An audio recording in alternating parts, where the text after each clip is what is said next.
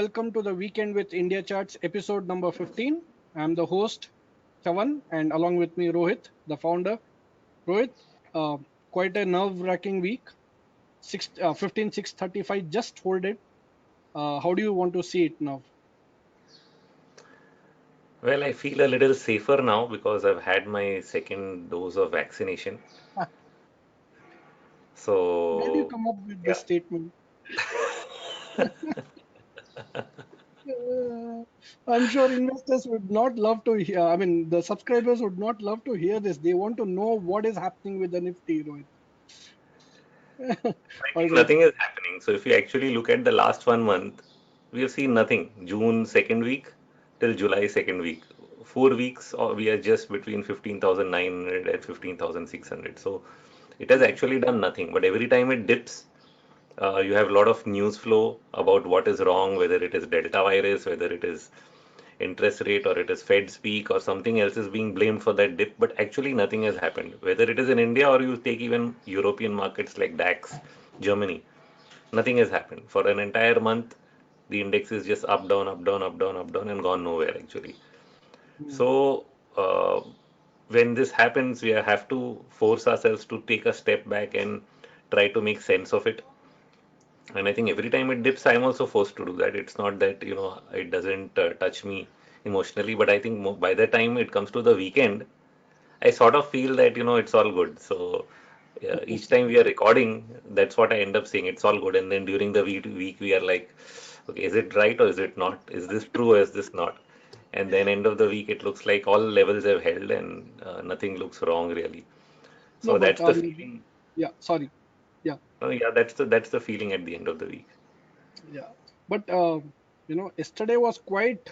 I was quite anxious the moment it just closed for a few minutes below 15,635, which is the swing low on the weekly chart, and then it quickly recovered. But now, do you more of see it as a complex corrections, or you still want to take it as one two? Into the end of the year because by the time we actually complete, maybe we'll only complete this third wave, this move to 17,000 by, I don't know, end. Now it looks like if it starts now, maybe it'll go in sometime into August or end of August, which means the correction is in next correction, which will only be a fourth wave, will either be in September or October. Okay, depending on how fast this happens. And then you'll get the fifth, which will again take us somewhere into year end. So that means somewhere by December, Jan, you'll complete this five-wave move. Uh, can it happen faster like this? Yeah, it's always possible, but we don't know till it happens. So right now, I think let's estimate that this current five-wave can go on till year end. But one rally, the next rally, probably till August end is what I'll put in a, if I have to put a time to it. Hmm. Rohit, by chance, okay, uh, you know, 15,635 breaks, which is the swing low on the weekly. Yeah. Uh, what might happen then? Okay. Nickel has sort of taken out all the highs that it has made throughout this period from year to year. So it's made a higher high. Of course, it fell sharply here, but since then it's been recovering and still making a recovery high. So these are some of the things I was watching when I was also watching the dollar. So the dollar is going up, but commodity prices are also holding good.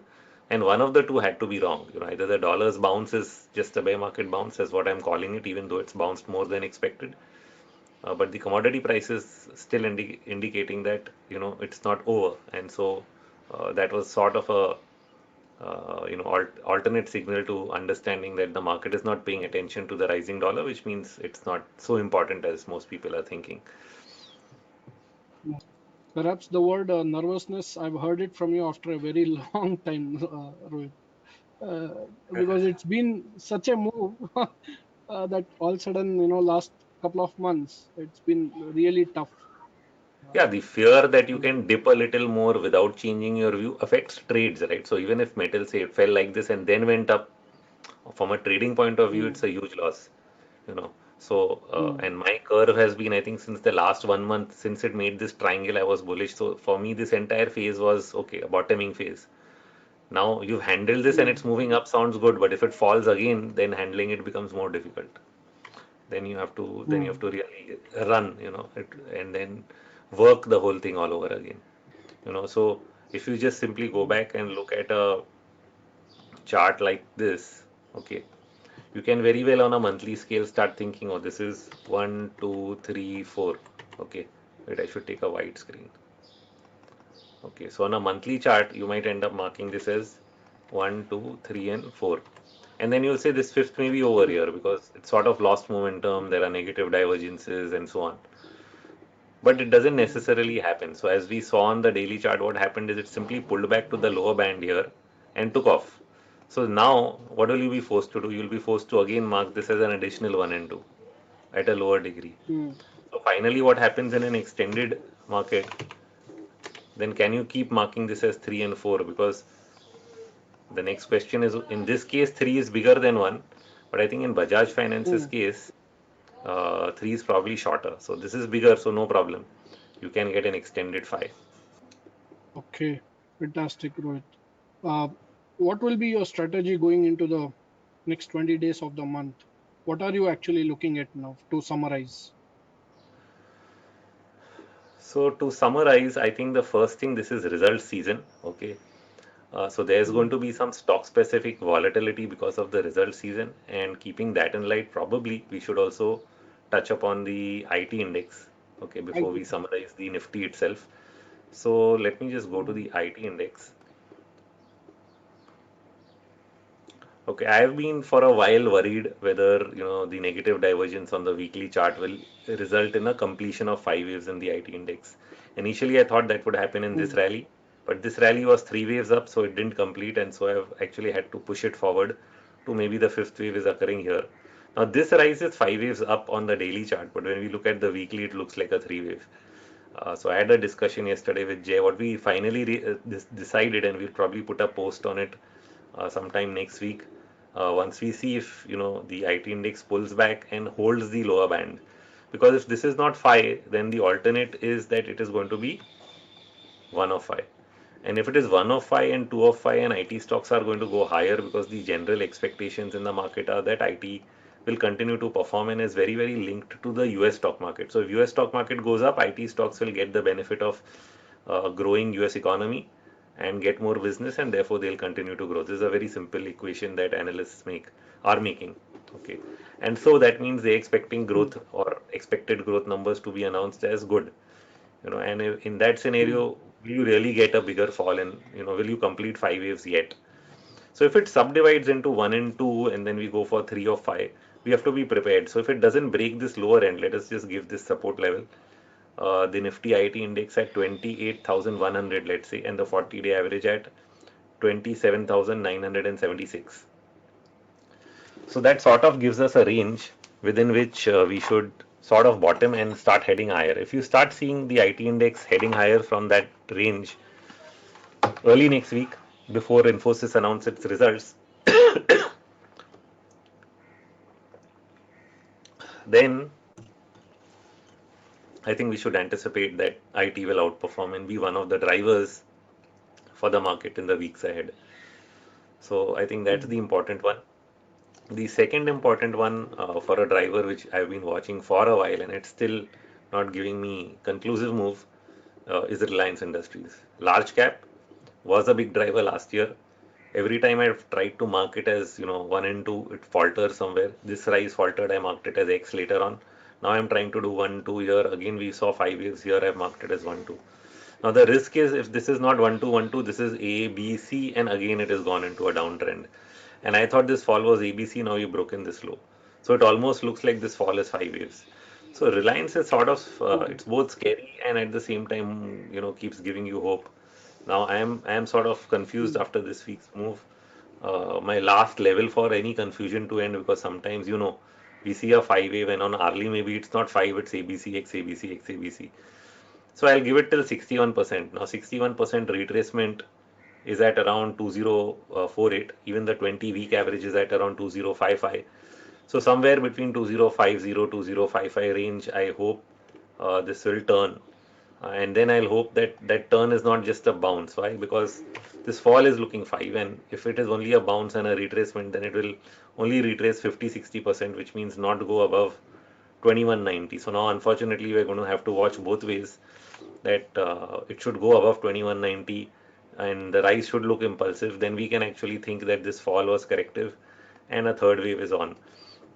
Otherwise, once again, I'll be forced to mark this as A, B, C, and this fall will again become A because this is 5 waves down, and then you'll end up with a B. So somehow, despite trying very hard, Reliance is not making us feel the most optimistic in terms of index participation or behavior.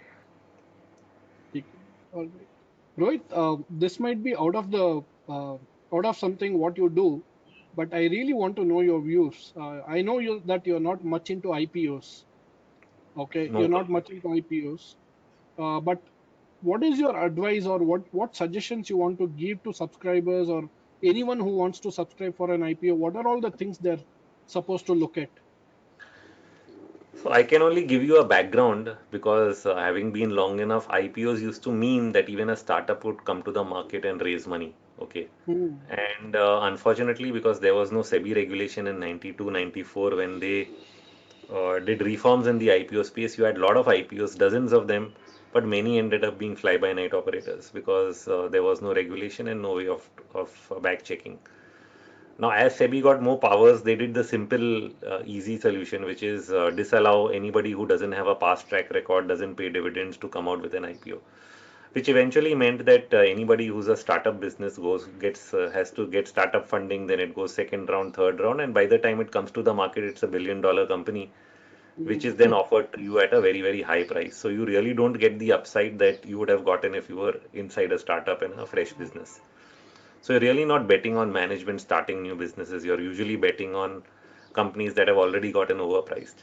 The only time you'll get a company which is at a fair price is when the market itself is at a fair price and you cannot really push IPOs at a high price. And many times also PSU stocks end up coming cheap because institutions put pressure on the government to sell them at a lower price given the size of the block, and therefore a lot of PSU banks also got listed at very low prices in 2002, 2003. So those kind of IPOs maybe make sense where the valuations are fair, and if you are able to make that judgment on valuation. Otherwise, mostly I wait for a stock, let it get listed, because if they are overpricing, probably the big guys are looking for an exit, which is what you end up seeing in cases like Just Dial, that why did it get listed and then crash after that, and then you keep hoping forever that it'll come back, and then you have to think about whether you believe in that business model or not. So, Hmm. so in those cases, so that's what you have to be able to, clear out that, which are the serious cases, which are the ones that will work and not work, and have they been fully priced when they're being offered to you? Because then what's the upside after that? So that's, I think, the tougher call now for people when they get into IPOs. But yeah, I mean, if an IPO is done during a bull market, some of them have continued to do well. There are a lot of success IPO stories, but most people that I know who do IPO investing, they actually trading only. They invest, they hope for it to get listed at 50% higher price, and they want to get out. So if They that's your expect game, the you do exit. it. That's never Hmm. been my game. And probably because I think I applied only for an IPO once in my life, which was what most early investors do is they come to the market and try to, first time become an investor through IPO rather than secondary market. Hmm. And uh, you know, at that time, of course, there were regulatory reasons why things didn't work. You wouldn't get your stock in time, after it got listed. And of course, the said company eventually didn't do well, which is what I found with 90% of newly listed companies that, don't end up doing well. So you have to be really selective about, what you go with. But if that's the case, then why not spend my time in being selective with what is already listed, has Hmm. price history, where I can do my Elliott wave analysis, match my valuations, look at the company's corporate governance. That allows me much more information than somebody who's newly listed, has no history, we don't know anything about it, and where the valuations may not be attractive. And if they are attractive, then usually even after listing, they'll be attractive. So why am I putting in so much effort to sign a form, fill it, to go to the bank or whatever? Now, of course, you can do online, but big applications you can't, and small ones also. You do it online, but it's an application. You have to fill up, pay, then wait for getting the Hmm. uh, offering to you, whether you get allocated or not, and how much you get allocated. So I might as well buy it from the market. And if it's overvalued, mostly after listing, you won't get it in the listing, and after listing, it'll be 100% up, and then after that, it may or may not perform. So then you might as well wait and let a newly listed company spend 6 months in the market before you, or even a year or more, let it generate some price history, see what it does in terms of performance after being listed, both in terms of price and earnings, and then take a call as to whether you want to, be in. This is my approach. It may not be everyone's approach. Hmm. Everyone can have their own approach. I can Own only opinion kind of explain my approach. Yeah. thought process. Why did I ask this question is the recent news on Zomato coming up with Hmm. an IPO. Yeah, so see, Zomato's I been found around for it so long. absolutely ridiculous that they are valued at $8 billion. Hmm. $8 billion they're valued at, and they're never a profit-making company. For Yeah, but me, Chavan, see, what I would avoid doing is because to give any strong opinion on something, because we are not really in the business of giving advice or giving yeah, a view on anything. I only have explained why I don't apply for IPOs, and that logic may fit with any one of them because it's very hard to, do this kind of analysis, as you're saying, with their numbers that you're not able to tell whether that valuation makes sense or not. So that's where when due diligence is so difficult. Earlier, there used to be something which was the other extreme. You had a capital of controller issues prior to 92, which meant that they decided what would be the price of the IPO. And that actually ended up meaning that most IPOs came in at a fair price. But promoters who had a good business used to get bugged because they couldn't charge a premium for their good business. But it was very good for investors because it meant that a good business would be available at a fair price, but it would get oversubscribed and getting an allotment was impossible. So different things happened, but still, if it got listed at a higher price, you could still buy it. But now, in the current environment, who's to verify whether a business has been fairly valued or not, or whether it's the valuation has been created, and how does a retail investor really make that judgment?